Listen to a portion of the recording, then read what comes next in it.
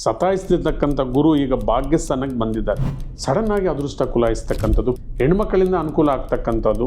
ನೀವು ಏನು ಮಾಡಿದ್ರು ಭಕ್ತಿ ಮಾರ್ಗದಲ್ಲಿ ಹೋಗಿ ಅಂತ. ಒಳ್ಳೆ ಕಾಲ ಬಂದಿದೆ, ಅದನ್ನು ಸರಿಯಾಗಿ ಉಪಯೋಗಿಸ್ಕೊಳ್ಳಿ.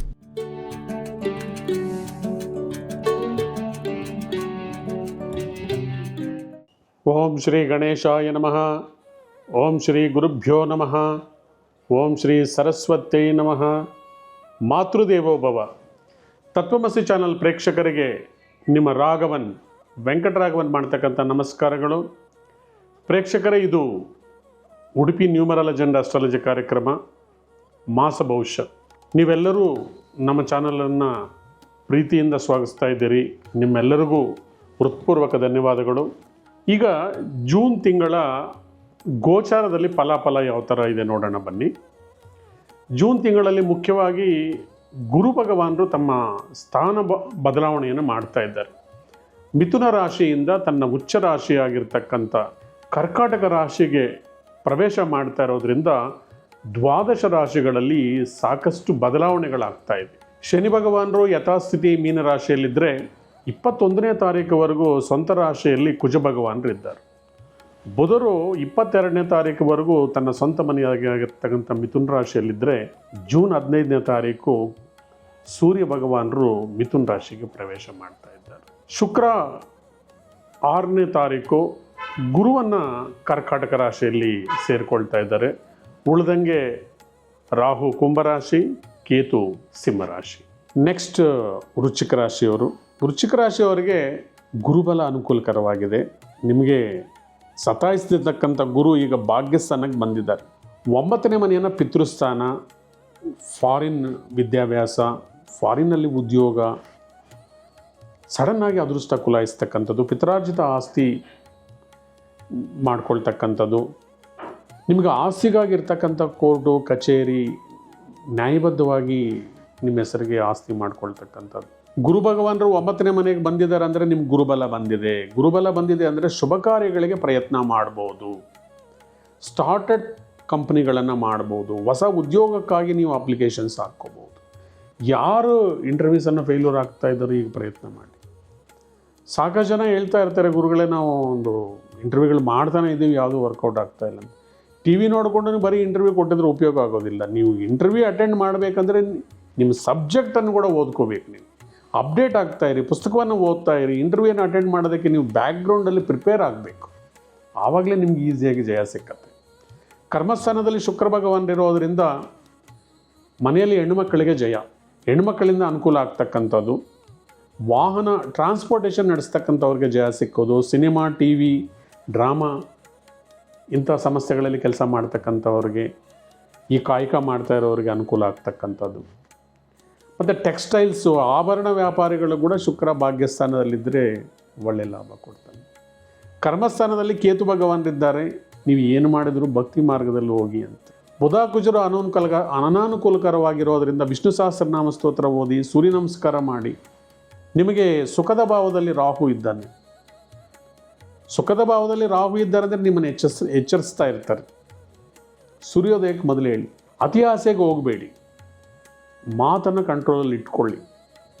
ಯಾರ ಮೇಲೂ ಯಾವುದೋ 10 ವರ್ಷಗಳಿಂದ ನಡೆದಿರ್ತಕ್ಕಂಥ ಜಿದ್ದನ್ನು ಮನಸ್ಸಲ್ಲಿ ಇಟ್ಕೊಂಡು ಅದಕ್ಕೆ ದ್ವೇಷ ತೀರಿಸ್ಕೊಳ್ಳೋಕೆ ಹೋಗಬೇಡಿ. ಒಳ್ಳೆ ಕಾಲ ಬಂದಿದೆ, ಅದನ್ನು ಸರಿಯಾಗಿ ಉಪಯೋಗಿಸ್ಕೊಳ್ಳಿ. ನಿಮ್ಮ ರಾಶಿಯ ಅಧಿಪತಿಯಾಗಿರ್ತಕ್ಕಂಥ ಕುಜ ಭಗವಾನರು 6ನೇ ಮನೆಯಲ್ಲಿದ್ದಾರೆ. 6ನೇ ಮನೆ ಅಂದರೆ ಉದ್ಯೋಗ ವ್ಯವಹಾರಗಳಲ್ಲಿ ಜಯ ಸಿಗ್ತಕ್ಕಂಥದ್ದು, ಹೊಸ ಕೆಲಸಕ್ಕೆ ಪ್ರಯತ್ನ ಮಾಡ್ತಾ ಇರೋರಿಗೆ ಅಥವಾ ಇರೋ ಕಂಪನಿಯಲ್ಲೇ ಪ್ರಮೋಷನ್ ಸಿಗ್ತಕ್ಕಂಥದ್ದು. ಆಲ್ರೆಡಿ ನಿಮ್ಮ ಹೆಸರು ತೆಗಿಬೋದು ಅಂತಕ್ಕಂಥ ಲೀಸ್ಟಲ್ಲಿ ಬಂದಿರ್ಬೋದು. ಆದರೆ ಗುರುಬಲ ಬಂದ ತಕ್ಷಣ ಕುಜ ಭಗವಾನರು 6ನೇ ಮನೆಯಲ್ಲಿರೋದ್ರಿಂದ ನಿಮ್ಮನ್ನು ಮತ್ತೆ ಅದೇ ಕಂಪನಿಯಲ್ಲಿ ರಿಟೈನ್ ಮಾಡ್ಕೊಳ್ತಾರೆ. 5ನೇ ಮನೆಯಲ್ಲಿ ಪೂರ್ವಜನ್ಮದ ಪುಣ್ಯ ಸ್ಥಾನದಲ್ಲಿ, ಭಕ್ತಿ ಸ್ಥಾನದಲ್ಲಿ, ಆರಾಧನಾ ಸ್ಥಾನದಲ್ಲಿ ಶನಿ ಭಗವಾನರಿದ್ದಾರೆ. ಶನಿ ಭಗವಾನರನ್ನ ಆರಾಧನೆ ಮಾಡ್ತಾ ಬನ್ನಿ. ಶನಿ ಭಗವಾನರು ಹೋಲಿಸ್ಕೊಳ್ಳೋದಕ್ಕೆ ಅಯ್ಯಪ್ಪ ಸ್ವಾಮಿನ ಆರಾಧನೆ ಮಾಡಿ. ಅನುಕೂಲ ಇರ್ತಕ್ಕಂಥವ್ರು ವರ್ಷಕ್ಕೊಂದ್ಸರ್ತಿ ಅಯ್ಯಪ್ಪ ಮಾಲೆ ಹಾಕಿ. ಮುಖ್ಯವಾಗಿ ಈ ತಿಂಗಳಲ್ಲಿ ಗುರು ಭಗವಾನರ ಎಂಟ್ರಿಯಿಂದ ನಿಮ್ಮಲ್ಲಿ ಸಾಕಷ್ಟು ಬದಲಾವಣೆಗಳಾಗ್ತಾ ಇದೆ. ರೈತರಿಗೆ ಅನುಕೂಲ ಆಗ್ತಾ ಇದೆ, ಇಂಡಸ್ಟ್ರಿಯಲಿಸ್ಟ್ಗೆ ಅನುಕೂಲ ಆಗ್ತಾ ಇದೆ, ವಿದ್ಯಾರಂಗದಲ್ಲಿ ಕೆಲಸ ಮಾಡ್ತಕ್ಕಂಥವ್ರಿಗೆ ಅನುಕೂಲ ಆಗ್ತಾ ಇದೆ, ಸ್ಟೂಡೆಂಟ್ಸ್ಗೂ ಚೆನ್ನಾಗಿದೆ. ಈ ಟೈಮಲ್ಲಿ ನೀವು ಒಳ್ಳೆಯ ಸ್ಕೂಲು ಕಾಲೇಜುಗಳಿಗೆ ಎಂಟ್ರಿ ಕೊಡೋದಕ್ಕೆ ಅನುಕೂಲ ಇರುತ್ತೆ. ಫಾರಿನಲ್ಲಿ ಹೈಯರ್ ಸ್ಟಡೀಸ್ ಮಾಡೋರು ಕೂಡ ಅನುಕೂಲ ಇದೆ. ಓವರಾಲ್ ಆಗಿ ಚೆನ್ನಾಗಿದೆ. ಓವರ್ ಕಾನ್ಫಿಡೆನ್ಸ್ ಬೇಡ, ಮುಂದುವರಿಯಿರಿ ಪಾಸಿಟಿವ್ ಆಗಿ. ಸಾಕಷ್ಟು ಜನ ಮೆಸೇಜ್ ಮಾಡ್ತಾ ಇರ್ತಾರೆ, ಗುರುಗಳೇ ನೀವು 3 ತಿಂಗಳಿಂದ ಹೇಳ್ತಾ ಇದ್ದೀರಿ, 4 ತಿಂಗಳಿಂದ ಹೇಳ್ತಾ ಇದ್ದೀರಿ, ನಮ್ಗೆ ಚೆನ್ನಾಗಾಗತ್ತೆ ಅಂತ ಏನೂ ಆಗಿಲ್ಲ. ಜಾತಕ ಗೋಚಾರ ಫಲದ ಜೊತೆಗೆ ನಿಮ್ಮ ಮೂಲ ಜಾತಕದಲ್ಲಿ ದೋಷಗಳು ನೋಡ್ಕೊಳ್ಳಿ, ಪ್ಲಸ್ ಏನು ದಶಾಭುಕ್ತಿಗಳು ನಡೀತಾ ಇದೆ ಅದು ಕೂಡ ಮುಖ್ಯ. ಜೊತೆಗೆ ನಿಮ್ಮ ಮನೆಯ ವಾಸ್ತು ಸ್ಥಾನಬಲ ಇಲ್ಲ ಅಂದರೂ ಕೂಡ ನಿಮ್ಗೆ ಒಳ್ಳೆ ಟೈಮ್ ನಡೀತಾ ಇದ್ದರೂ ಕೂಡ ಶುಭ ಫಲಗಳನ್ನು ಕಮ್ಮಿ ಮಾಡುತ್ತೆ ಅಥವಾ ತಡೆಯುತ್ತೆ. ಒಂದು ವೇಳೆ ನಿಮ್ಮ ನಾಮಬಲ ಸಂಖ್ಯಾಶಾಸ್ತ್ರಕ್ಕೆ ಇಲ್ಲ ಅಂದಾಗಲೂ ಕೂಡ ನಿಮ್ಗೆ ಅಭಿವೃದ್ಧಿಯಲ್ಲಿ ತುಂಬ ಡಿಲೇ ಆಗುತ್ತೆ. ನಿಮ್ಗೆ ಹತ್ತಿರದ ಪಂಡಿತರಲ್ಲಿ ನಿಮ್ಮ ಜಾತಕವನ್ನು ತೋರಿಸಿ ನಾಮಬಲ ಚೆನ್ನಾಗಿದೆಯಾ, ವಾಸ್ತುಬಲ ಚೆನ್ನಾಗಿದೆಯಾ, ಗ್ರಹಬಲ ಹೇಗಿದೆ ಅಂತ ತಿಳ್ಕೊಂಡು ಇದನ್ನು ನೀವು ಅನ್ವಯಿಸ್ಕೊಂಡಿದ್ದರೆ ನಿಮಗೆ 100ಕ್ಕೆ 100 ಫಲ ಕೊಡುತ್ತೆ. ಕಾರ್ಯಕ್ರಮವನ್ನು ಮುಕ್ತಾಯ ಮಾಡೋಕ್ಕೆ ಮೊದಲು ನಿಮ್ಗೆ ಒಂದು ಅದ್ಭುತವಾದಂಥ ಒಂದು ವಾಸ್ತು ಟಿಪ್ಸನ್ನು ನಾನು ಇವತ್ತು ಹೇಳ್ತಾ ಇದ್ದೀನಿ. ಇದು ತುಂಬ ಮುಖ್ಯ. ಈ ವಿಡಿಯೋವನ್ನು ಕೊನೆಯವರೆಗೂ ನೋಡಿ, ಪದೇ ನೋಡಿ, ಅರ್ಥ ಆಗಿಲ್ಲ ಅಂದರೆ. ಇವತ್ತು ಸೌತ್ ವೆಸ್ಟ್ ಕಾರ್ನರ್, ಇದನ್ನು ನೀವು ಆಡು ಭಾಷೆಯಲ್ಲಿ ಕುಬೇರ ದಿಕ್ಕು ಅಂತ ಕೂಡ ಕರಿತೀವಿ. ಈ ದಿಕ್ಕಲ್ಲಿ ನೀವೇನಾದರೂ ಒಡೆದಿರೋ ಕನ್ನಡಿ ಇಟ್ಟಿದ್ದೀರಾ, ಬೇಡದೇ ಇರತಕ್ಕಂಥ ವಸ್ತುಗಳನ್ನು ಇಟ್ಟಿದ್ದೀರಾ, ನಿಮ್ಮ ಮಂಚದ ಕೆಳಗಡೆ ಶೂಸು ಬೇಡದೇ ಒಡೆದೋಗಿರ್ತಕ್ಕಂಥ ವಸ್ತುಗಳನ್ನು ಇಟ್ಟಿದ್ದೀರಾ, ಅಥವಾ ಈ ಮೂಲೆಯಲ್ಲಿ ನೀವು ಕನ್ನಡಿಯನ್ನೇನಾದ್ರೂ ಇಟ್ಕೊಂಡಿದ್ದೀರಾ. ಈಗೆಲ್ಲ ಕಬೋರ್ಡ್ ಮಾಡಿ ಅದರಲ್ಲಿ ಹೊರಗಡೆ ಕಾಣೋ ಥರ ಕನ್ನಡಿಯನ್ನು ಇಟ್ಟಿರ್ತಾರೆ. ಬೆಡ್ರೂಮಲ್ಲೇ ಟಿ ವಿ ಕೂಡ ಇಟ್ಟಿರ್ತಾರೆ. ಇದರಿಂದ ತುಂಬಾ ನೆಗೆಟಿವ್ ಎನರ್ಜಿ ಪಾಸ್ ಆಗುತ್ತೆ. ಈ ಕುಬೇರ ಮೂಲೆ ಅಂತಕ್ಕಂಥದ್ದು ಸಂಬಂಧಗಳನ್ನು ಅಭಿವೃದ್ಧಿಪಡಿಸ್ತಕ್ಕಂಥದ್ದು, ಮದುವೆ, ಲವ್, ರೊಮ್ಯಾನ್ಸ್ ಸಪೋರ್ಟ್ ಮಾಡ್ತಕ್ಕಂಥದ್ದು. ಈ ಕುಬೇರ ಮೂಲೆಗೆ ಉತ್ತರ ದಿಕ್ಕು ಚಿಲ್ಡ್ರನ್ಸು, ನೇಮ್, ಫೇಮ್ ಕೊಡ್ತಕ್ಕಂಥದ್ದು. ಈ ಕುಬೇರ ಮೂಲೆಗೆ ದಕ್ಷಿಣ ದಿಕ್ಕು ಐಶ್ವರ್ಯ, ಆರೋಗ್ಯವನ್ನು ಕೊಡ್ತಕ್ಕಂಥದ್ದು. ಒಂದು ವೇಳೆ ಈ ಕುಬೇರ ಮೂಲೆ ಏನಾದರೂ ಕೆಟ್ಟಿದರೆ ನಿಮಗೆ ನಿಮ್ಮ ಜೀವನದಲ್ಲಿ ಹೇಳಿಕೊಳ್ಳಲಾರದಂಥ ನೋವಿರುತ್ತೆ. ಇದು ಮದುವೆ ಮತ್ತು ಪ್ರೀತಿ, ರೊಮ್ಯಾನ್ಸಿಗೆ ಸಂಬಂಧಿಸಿರೋದಾಗಿರೋದ್ರಿಂದ ನೀವೇನಾದರೂ ಈ ದಿಕ್ಕಲ್ಲಿ ನೀವು ಕಪ್ಪು ಬಣ್ಣದ ಕಬೋರ್ಡ್ಸು ಅಥವಾ ನೀವೇನಾದರೂ ನೀಲಿ ಬಣ್ಣದ ಪೇಂಟಿಂಗ್ ಏನಾದರೂ ಹೊಡೆದಿದ್ದರೆ ನೀವು ಅಬ್ಸರ್ವ್ ಮಾಡಿ ಸಂಬಂಧಗಳಲ್ಲಿ ತೊಡಕುಂಟಾಗ್ತಾ ಇರುತ್ತೆ. ಇಷ್ಟುವರೆಗೂ ಚೆನ್ನಾಗಿರ್ತಕ್ಕಂಥ ಸಂಬಂಧಗಳು ನೀವು ಮನೆ ಕಟ್ಟಿ ಆ ಪೇಂಟ್ ಮಾಡಿ ನೀವು ಕಬೋರ್ಡಲ್ಲಿ ನೀವು ಕನ್ನಡಿಯನ್ನು ಇಟ್ಟು ಸರಿಯಾದ ದಿಕ್ಕಲ್ಲಿ ನೀವು ಸರಿಯಾದ ವಸ್ತುಗಳನ್ನು ಇಟ್ಟಿಲ್ಲ ಅಂದಿದ್ರೆ ಒಬ್ಬರಲ್ಲಿ ಒಬ್ಬರಿಗೆ ಆಸಕ್ತಿ ಕಮ್ಮಿ ಆಗ್ತಾ ಇರುತ್ತೆ.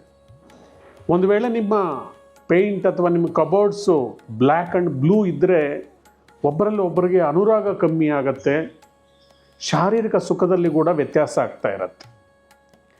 ಸರಿ, ಹಾಗಾದರೆ ಈ ಮುಖ್ಯವಾಗಿರ್ತಕ್ಕಂಥ ಈ ಕುಬೇರ ಮೂಲೆ ಅಥವಾ ಸೌತ್ ವೆಸ್ಟ್ ಕಾರ್ನರನ್ನು ಯಾವ ಥರ ನಾವು ಅಭಿವೃದ್ಧಿ ಮಾಡ್ಕೋಬೇಕು? ನಾವೆಷ್ಟೋ ಕಡೆ ನಾವು ವಾಸ್ತು ಪರಿಶೀಲನೆಗಾಗಿ ಹೋದಾಗ ಜನ ಹೇಳೋದಷ್ಟೇ, ಸ್ವಾಮಿ ನಾವು ತೊಗೊಂಡ್ಬಿಟ್ಟಿದ್ದೀವಿ, ಇದು ಅಪಾರ್ಟ್ಮೆಂಟು, ನಾವು ಹೊಡೆಯೋಕ್ಕಾಗಲ್ಲ, ತೆಗಿಯೋಕ್ಕಾಗಲ್ಲ, ಆಲ್ಟರ್ನೇಟಿವ್ ಮಾಡೋಕ್ಕಾಗಲ್ಲ. ಖಂಡಿತ ನೀವು ಹೆದರ್ಕೋಬೇಕಾಗಿಲ್ಲ. ಕೇವಲ ಸ್ವಲ್ಪ ಬದಲಾವಣೆಗಳನ್ನು ಮಾಡಿಕೊಳ್ಳೋದ್ರಿಂದ, ಕಲರ್ ಕಾಂಬಿನೇಷನ್ಸನ್ನು ಮ್ಯಾಚ್ ಮಾಡೋದ್ರಿಂದ, ಚಿಕ್ಕ ಚಿಕ್ಕ ಟಿಪ್ಸನ್ನು ಉಪಯೋಗಿಸ್ಕೊಳ್ಳೋದ್ರಿಂದ ಅದನ್ನು ನೀವು ಸಮೃದ್ಧಿಯ ಕಡೆಗೆ ತೊಗೊಂಡು ಹೋಗ್ಬೋದು. ಮೊದಲನೇದಾಗಿ ನಿಮ್ಮ ಬೆಡ್ರೂಮಲ್ಲಿ ಪಿಲ್ಲರ್, ಮನೆಯ ಪಿಲ್ಲರ್ ಆಚೆ ಬಂದಿದ್ದರೆ ಅದರಲ್ಲಿ ನೆಗೆಟಿವ್ ಎನರ್ಜಿ ಬರ್ತಾ ಇರುತ್ತೆ. ಅದನ್ನು ನಿವಾರಣೆ ಮಾಡಬೇಕಂದ್ರೆ ಆ ಪಿಲ್ಲರ್ ಮೇಲೆ ಓಂ ಅನ್ನತಕ್ಕಂಥ ಅಕ್ಷರ ಪ್ಲಸ್ ಸ್ವಸ್ತಿಕನ್ನು ಬರೀರಿ. ಸೊ ಅದರಿಂದ ಬರ್ತಕ್ಕಂಥ ಎನರ್ಜಿ ಕಮ್ಮಿ ಆಗುತ್ತೆ. ಯಾಕಂದರೆ ಇವಾಗ ಪಿಲ್ಲರ್ಸಲ್ಲೆಲ್ಲ ಐರನ್ ಇರುತ್ತೆ. ವುಡ್ಡು, ಮಣ್ಣು ಇಂಥದ್ರಲ್ಲಿ ನೆಗೆಟಿವ್ ಎನರ್ಜಿ ಇರೋದಿಲ್ಲ. ಪಿಲ್ಲರ್ಸಲ್ಲಿ ಐರನ್ ಇರೋದರಿಂದ ನಿಮಗೆ ನೆಗೆಟಿವ್ ಎನರ್ಜಿ ಇರುತ್ತೆ. ಹಾಗೆ ನಿಮಗೆ ಕಬೋರ್ಡಲ್ಲಿ ಏನಾದರೂ ಕನ್ನಡಿ ಇದ್ದರೆ ಮೊದಲು ಅದನ್ನು ತೆಗೆಸ್ಬಿಡಿ, ಅಥವಾ ಅದಕ್ಕೊಂದು ಸ್ಕ್ರೀನ್ ಹಾಕಿ. ನಿಮಗೆ ಡ್ರೆಸ್ಸಿಂಗ್ ಟೇಬಲ್ ಅಥವಾ ಕನ್ನಡಿಯನ್ನು ಹಾಕಲೇಬೇಕಂದ್ರೆ ನಿಮ್ಮ ಮಾಸ್ಟರ್ ಬೆಡ್ರೂಮಲ್ಲಿ ನಾರ್ತ್ ಗೋಡೆಗೆ ಹಾಕಿ. ಇಲ್ಲಿ ಹೆಚ್ಚಾಗಿ ಈ ದಿಕ್ಕು ಬಂದು ಅರ್ತ್ ಎಲಿಮೆಂಟ್ ಇರುತ್ತೆ, ಭೂಮಿ ಎಲ್ಲವನ್ನು ಹಿಡ್ಕೊಳ್ಳುತ್ತೆ. ಸೊ ಅದರಿಂದ ಇದು ಸಂಬಂಧಗಳನ್ನು ಇಟ್ಕೊಳ್ತಕ್ಕಂಥದ್ದು. ಭೂಮಿ ಬಣ್ಣಕ್ಕೆ ಸಂಬಂಧಿಸಿರ್ತಕ್ಕಂಥ ಪೇಂಟಿಂಗ್ಸನ್ನು ಮಾಡಿ, ಮುಖ್ಯವಾಗಿ ಯೆಲ್ಲೋ ಕಲರ್. ಸ್ವಲ್ಪ ತಿಳಿ ಯೆಲ್ಲೋ ಕಲರ್ ಬಣ್ಣವನ್ನು ನೀವು ರೂಮಲ್ಲಿ ಬಳಸೋದ್ರಿಂದ ನಿಮ್ಮ ಕರ್ಟನ್ಸ್, ಮುಖ್ಯವಾಗಿ ನಿಮ್ಮ ಕಿಟಕಿಗೆ ಯೆಲ್ಲೋ ಕಲರ್ ಸ್ಕ್ರೀನ್ಸ್ ಅಥವಾ ಆರೆಂಜ್ ಕಲರ್ ಸ್ಕ್ರೀನ್ಸ್, ಒಂದು ವೇಳೆ ನಿಮಗೆ ದಕ್ಷಿಣದ ದಿಕ್ಕಿಗೆ ಹತ್ತಿರದಲ್ಲಿರ್ತಕ್ಕಂಥ ಕಿಟಕಿಗೆ ಅಂದರೆ ಸ್ವಲ್ಪ ಮಟ್ಟಿಗೆ ನೀವು ರೋಸ್ ಕಲರ್ಸ್ ಕೂಡ ಬಳಸ್ಬೋದು. ಅದೇ ಉತ್ತರ ದಿಕ್ಕಿಗೆ ಹತ್ತಿರ ಇರ್ತಕ್ಕಂಥ ಕಿಟಕಿಗೆ ನೀವು ಮೆಟಾಲಿಕ್ ಕಲರ್, ಸಿಲ್ವರ್ ಕಲರ್ ಹೋಲ್ತಕ್ಕಂಥ ಈ ಸ್ಕ್ರೀನ್ಸನ್ನು ಅಳವಡಿಸ್ಕೊಳ್ಳೋದ್ರಿಂದ, ಅಥವಾ ಯಾವುದಾದ್ರೂ ಒಂದು ಪಿಲ್ಲರ್ ಮೇಲೆ ಒಳಗಡೆ ಬಂದಿದ್ದರೆ ಅದರ ಮೇಲೆ ಒಂದು ಕನ್ನಡಿಯನ್ನು ಸರಿಯಾದ ದಿಕ್ಕಲ್ಲಿ ಚಿಕ್ಕದು ಕನ್ನಡಿಯನ್ನು ನೀವು ಹಾಕ್ಕೊಳ್ಳೋದ್ರಿಂದ ಕೂಡ ಅಲ್ಲಿ ಪಾಸಿಟಿವ್ ಎನರ್ಜಿ ಬಂದು ಗಂಡ ಹೆಂಡತಿಯಲ್ಲಿ ಅನುರಾಗ, ಅನ್ಯೋನ್ಯತೆ ಜಾಸ್ತಿಯಾಗಿ ಮಕ್ಕಳಾಗಿ ಸುಖ ಸಂಸಾರವನ್ನು ನೀವು ಮಾಡೋದಕ್ಕೆ ಸಾಧ್ಯ ಆಗತ್ತೆ. ನಾನು ಪ್ರತಿ ಮಂತು ಕೂಡ ಪ್ರತಿ ದಿಕ್ಕಿಗೂ ಸಂಬಂಧಿಸಿರ್ತಕ್ಕಂಥ ಸ್ಪೆಷಲ್ ಟಿಪ್ಸನ್ನು ಕೊಡ್ತೀನಿ. ಬರೋ ತಿಂಗಳಲ್ಲಿ ಕೂಡ ನಿಮಗೆ ಮತ್ತೊಂದು ಎಕ್ಸ್ಪೆಷಲಿ ಹೆಣ್ಣುಮಕ್ಕಳಿಗೆ ವಿಶೇಷವಾಗಿರ್ತಕ್ಕಂಥ ಅಗ್ನಿಮೂಲೆ ಬಗ್ಗೆ ಮಾತಾಡ್ತೀನಿ. ನಮ್ಮ ಚಾನಲ್ ಯಾರು ಸಬ್ಸ್ಕ್ರೈಬ್ ಮಾಡ್ಕೊಂಡಿಲ್ವೋ ದಯವಿಟ್ಟು ಸಬ್ಸ್ಕ್ರೈಬ್ ಮಾಡ್ಕೊಳ್ಳಿ. ನಿರಂತರವಾಗಿ ನಮ್ಮನ್ನು ಫಾಲೋ ಮಾಡ್ತಾಯಿರಿ. ನಮ್ಮ ಚಾನಲನ್ನು ನೀವು ಎಲ್ಲರೂ ವೀಕ್ಷಣೆ ಮಾಡಿ ನಮ್ಮನ್ನು ಪ್ರೋತ್ಸಾಹ ಮಾಡ್ತಾ ಇರೋದಕ್ಕೆ ನಿಮ್ಮೆಲ್ಲರಿಗೂ ಹೃತ್ಪೂರ್ವಕ ಧನ್ಯವಾದಗಳು. Thank you very much. Thank you.